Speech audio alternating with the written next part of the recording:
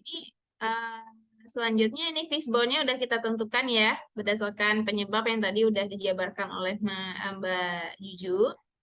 Selanjutnya di terakhir ini fishbone ini adalah dampak seperti pertanyaan yang sudah dijelaskan di tugas kita, yaitu jelaskan dampak yang akan terjadi jika isu tersebut tidak dicegah atau diantisipasi. Dan menurut saya, dampak yang akan terjadi ini kalau isu ini tidak dicegah, maka dapat menularnya penyakit ini di Indonesia dengan cepat dan dapat menyebabkan risiko terjadinya komplikasi.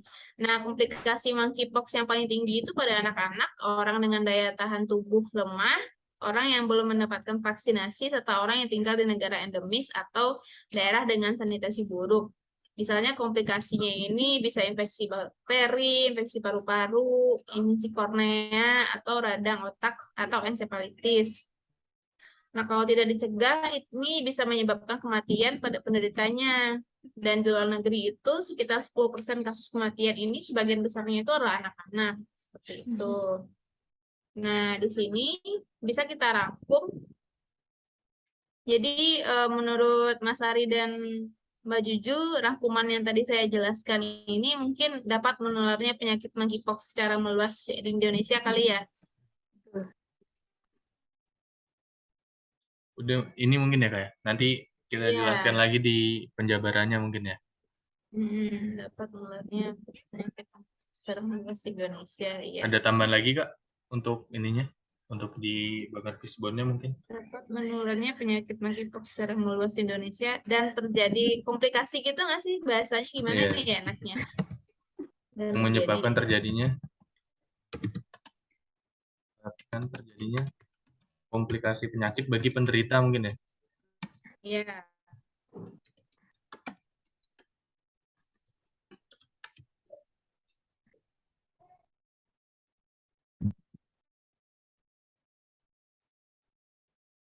Mungkin ya Kak.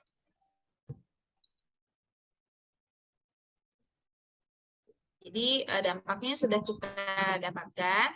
Nah, selanjutnya kan membuat rekomendasi upaya pencegahan atau antisipasi atau penyelesaian terhadap isu tersebut, baik tataran kebijakan maupun teknis implementasinya dalam kehidupan sehari-hari. Tadi sudah dibagi tugas, dijelaskan oleh Mas Ari. Nah, di sini nanti kita akan membuatnya di penyelesaian masalah ini, Mas. Penjabaran analisis ini tidak usah ditulis, betul. Tadi sempat baca sih Kak untuk yang penyelesaiannya itu. Mungkin saya bacain dulu ya Kak. Mungkin nanti kita rangkum pas udah selesai diskusi aja mungkin ya. Saya bacain dulu mungkin ya. Dibacain atau di-share juga boleh. Oke, di-share aja mungkin ya. Bentar. Ya, boleh di-share.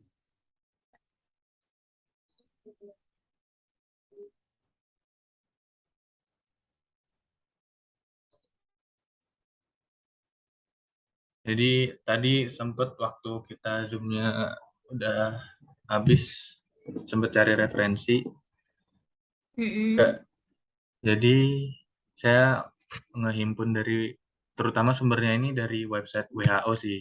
Jadi pada awalnya dulu, cerita awalnya dulu ya. Jadi pada 23 Juli kemarin WHO secara resmi itu menjadikan monkeypox sebagai isu kesehatan global atau Public Health Emergency of International Concern setelah menerima laporan dari berbagai kasus dari negara non-endemis. Nah, hingga saat ini belum terdapat pengobatan yang spesifik untuk infeksi virus monkeypox.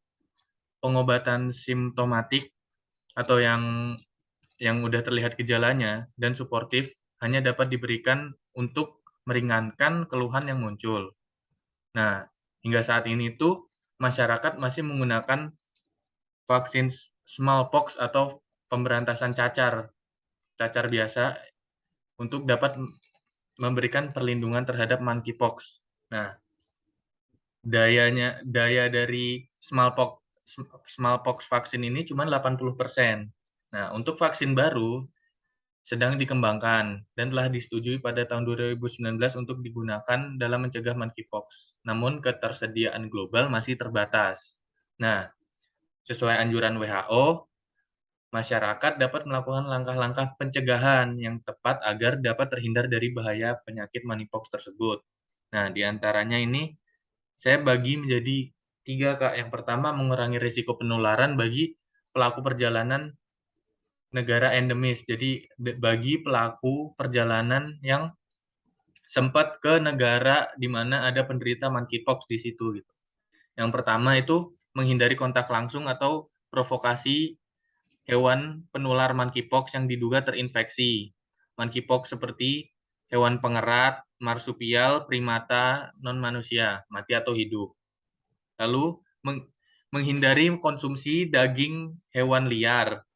Lalu membiasakan mengonsumsi daging yang sudah dimasak dengan benar. Menggunakan alat pelindung diri lengkap saat menangani hewan yang sedang terinfeksi. Terus nomor 5 itu pelaku perjalanan yang baru kembali dari wilayah terjangkit, kurang besar tadi ya Kak, segera memeriksakan dirinya jika mengalami gejala dan menginformasikan riwayat perjalanannya secara terbuka ke bagian kesehatan. Nah, terus yang kedua itu mengurangi risiko penularan bagi pelaku perjalanan di negara non-endemis. Misal karena Indonesia masih non-endemis, berarti misal baru saja melakukan perjalanan antar kota di Indonesia gitu.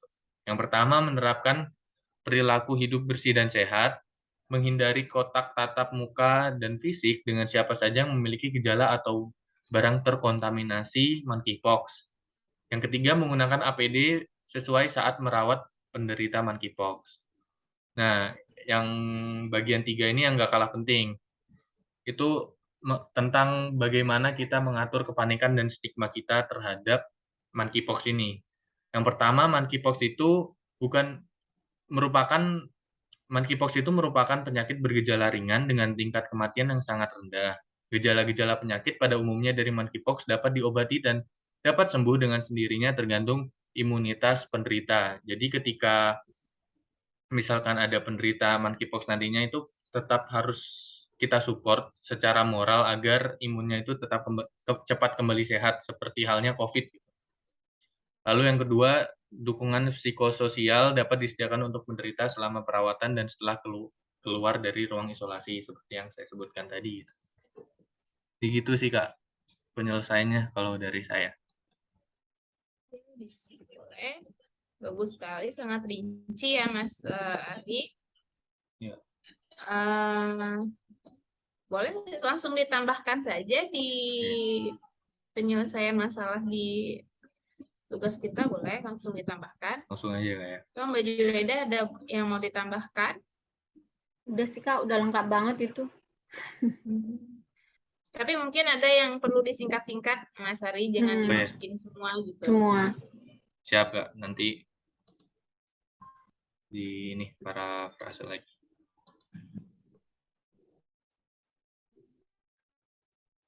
Oh iya, sebelum penyelesaian masalah ini, di bawah tabel analisis USG itu ada kata-kata gini.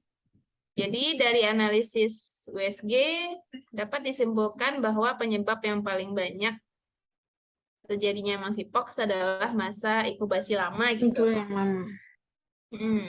Ada kata-katanya itu, Mas. Oh iya, siap.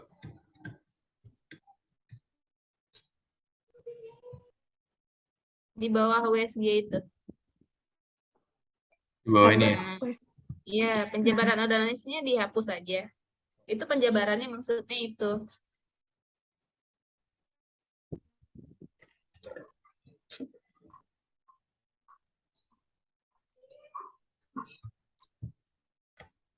Dari analisis USG dapat disimpulkan bahwa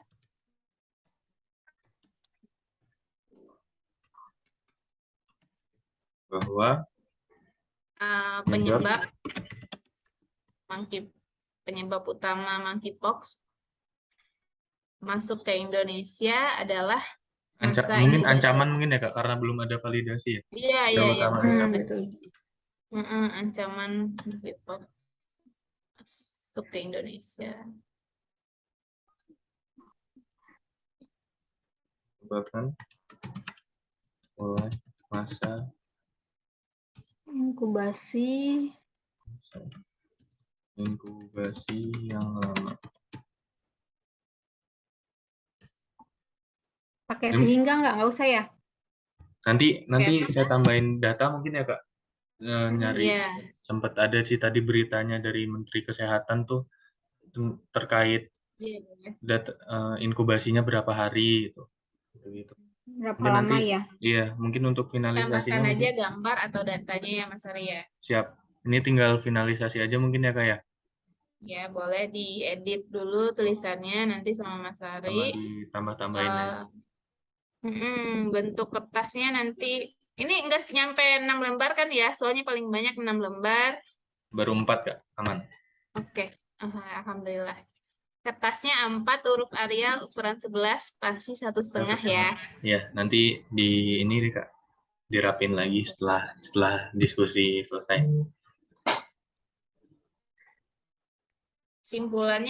Kesimpulan dari semuanya. Iya. Nanti dihimpun aja mungkin ya Kak mulai dari isu yang kita angkat apa, kenapa kita mengangkat isu itu gitu. Penyebab utamanya sama penyelesaiannya mungkin dirangkum aja mungkin ya. Oke ya. Mau ditambahkan juga nomor di tabelnya nomor 1, 2, 3, 4. Nanti Siap. aja kali ya Mas Iya. Ari ya. Mohon Iya, dibantu ya Mas Ari. Oke. Nanti berarti, bareng-bareng dibikin Google Docs. Ya, bareng-bareng nanti. Siap. Mungkin sudah cukup ya diskusi kita. Apa berkurang? Ada yang perlu ditambahkan? Udah mungkin ya Kak ya. Dari Kak Juju mungkin. Udah sih. Udah ya? Tinggal kita ini lagi aja kan nanti yang edit itu ya. Iya, siap. Ya, nanti kita edit dan kita perbaiki lagi. Mas Ari dan Mbak Juju, terima kasih.